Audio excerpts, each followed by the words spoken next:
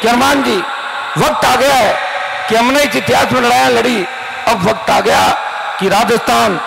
उस ऋण को उतारे। मैंने कहा मेरे से क्या बलिदान चाहते हो आप? कि आपसे ये बलिदान चाहते हैं कि आप राजस्थान का जो गुजरात दिल्ली का कनेक्शन है इस NH 8 को जाम करो, और मोदी की सत्ता अगर छोड़ते हो तो किसान बिल वापस हो सकता है। पूरा उत्तर भारत आपकी ओर देख रहा है, नागौर के किसान के बेटे की तरफ देख रहा है। भाइयों, मोदी की सत्ता को छोड़ के उन किसान नेताओं के साथ 70 दिन सड़क पर बैठ के और सत्ता छोड़ी और किसान बिलों को वापस कराया। 2-3 दिन से आप मीडिया के अंदर देख रहे होंगे, एक खबर छप रही है कि पंजाब का हमारा एक भाई जो अग्निवीर भर्ती हुआ था, उसका शव, वो शहीद होता है, उसका शव आता है,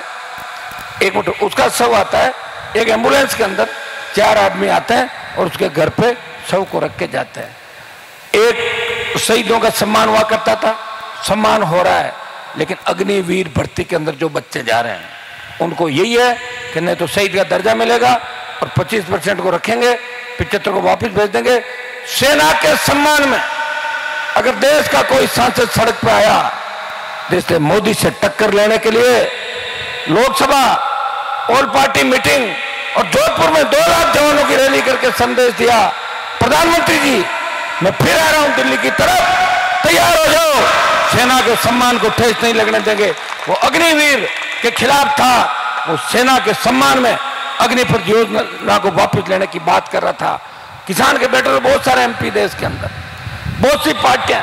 जो मोदी की नीतियों का विरोध करती है, लेकिन अग्निपथ जैसी नीति के विरोध के अंदर सारे दलों ने मिलकर कोई ऐसा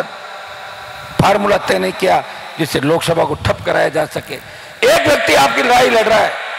और उसका परिणाम यह हुआ कि पहले अग्निवीर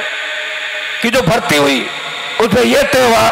कि 25% अग्निवीर को हम रखेंगे और 75% वापस भेज देंगे, लेकिन हमारे दबाव के अंदर, नौजवान किसानों के दबाव के अंदर, और जो सरकारें गई है भारतीय जनता पार्टी की 3-4 लगातार, मोदी सरकार डरी और अब यह तय किया कि 50% को हम सेना में रखेंगे और 50 को वापस भेजेंगे। आधी जीत आपकी हो गई, लेकिन मैं विश्वास दिलाता हूं, थोड़ी हिम्मत रखना, अग्निपथ वापस होगा और फिर से देश के सेना का सम्मान लौटेगा, यह मैं आपको विश्वास दिलाता हूं। समय लग सकता है, समय मुझे जब मेड़ता में एंटर हुआ, आज मैं 10 बजे घर से निकल गया,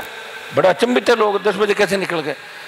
मेरे पास समाचार है आप तो जल्दी आ रहे हो, सभा की तैयारी नहीं, तो मैं धीरे रुका थोड़ी देर। मेड़ता के अंदर मेरी इच्छा थी कि पूरे शहर के अंदर जाऊं। पहले मैं संडे का कार्यक्रम रख रहा था, इंदिरा जी ने कहा कि सोमवार को रखो, शहर के बाजार बंद रहते हैं, तो मैंने कहा मेड़ता तो अपना ही शहर है, वैसे तो आवश्यकता नहीं, इनकी इच्छा थी। तो पूरे शहर में रोड शो करता हुआ, ऐतिहासिक रोड शो आप लोगों ने कराया, जवानों में जोश था, किसानों में उत्साह था और सर्व समाज यहाँ तक मुझे लेके आया। तो करते करते आप बताएं 10 बजे रवाना हुआ, 10:15 और 2 बज गई। समय निकलते हुए देरी नहीं लगती, समय तेजी से निकल रहा है, लेकिन इस तेजी से निकलते हुए समय के अंदर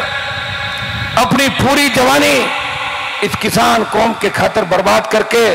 अगर सत्ता छोड़ के सड़कों पे इस राजस्थान में कोई लड़ा, जिसने किसान कौम का सम्मान बढ़ाया, जिसने सामंती ताकतों को सोचने में मजबूर किया, जिसने मोदी को बार बार राजस्थान के चक्कर लगवाए,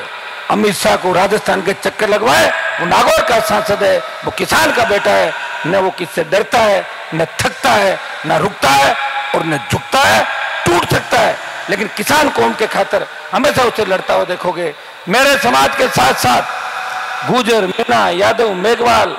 मुस्लिम, तमाम समाजों की बात अगर लोकसभा के अंदर ये कहने का जज्बा किसी के अंदर है कि जाट हाईकोर्ट जज क्यों नहीं है, मुसलमान हाईकोर्ट जज क्यों नहीं है, मीणा, गुजर, यादव हाईकोर्ट जज क्यों नहीं है, गुजर रेजिमेंट बढ़ाओ, आई रेजिमेंट बढ़ाओ, मेरे भाइयों को सम्मान मिले, पिछड़े लोगों को आगे कैसे लाया जाए, अगर ये कहने की ताकत किसी के अंदर है, वो नागौर के सांसद के अंदर ताकत है, वो किसी चीज की परवाह नहीं करता, क्योंकि आपका बड़ा आशीर्वाद मेरे साथ है और मैं उम्मीद करता हूं इस बार भी आप ये पूरा आशीर्वाद मेरे साथ रखोगे। 18 से 23 का जो समय निकला, कोरोना के अंदर हमने बहुत कुछ खोया,